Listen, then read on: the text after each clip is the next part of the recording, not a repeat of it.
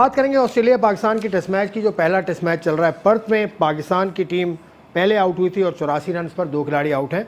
Australia के आज के दिन से अगर बात करें मुनीर साहब, अब शुरू में पाकिस्तान के बॉलर खुर्रम शहजाद ने बड़ी अच्छी बॉलिंग की, लेकिन फिर उसके बाद स्टीव स्मिथ और उस्मान ख्वाजा, हाँ, ये दोनों 5 रन से शराकत पे ले गए 84 रन तक।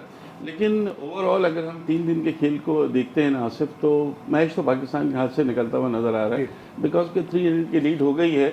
और जो एक्सपेक्टेशन थी ऑस्ट्रेलिया, अपने हिसाब से वो चीज़ नज़र आ रही है हमें कि ये मैच भी ऑस्ट्रेलिया के हाथों में चला जाएगा। 2-3 चीज़ें हैं जो बड़ी इसमें देखने वाली है। देखिए, आज पाकिस्तान का 181 फॉर 3 थे एट वन स्टेज। उस वक्त 350 ऑन नज़र आ रहे थे। फिर वही कोलैप्स हुआ, बाबर आजम आउट हुए और 90 रन पर हमारे आखिरी 7 खिलाड़ी आउट हो गए और हम 271 रन पर समेट गए। फॉलो वन भी हो सकता था, लेकिन ऑस्ट्रेलिया अक्सर हिपकम्पिन ये करता है कि अपने बॉलर्स को रेस्ट देने की वजह से वो देते हैं। अब वो अपने प्लान के हिसाब से चल रहे हैं। उनका 300 का हो चुका है अब तक उनकी लीड, तो अब वो कल 150 रन और बनाएंगे और 400-450 के बाद किसी वक्त वो डिक्लेरेशन देंगे, फिर पाकिस्तान को आउट करने की कोशिश करेंगे। तो लग ये रहा है कि अब जिस प्लानिंग से वो खेल रहे थे उसमें वो कामयाब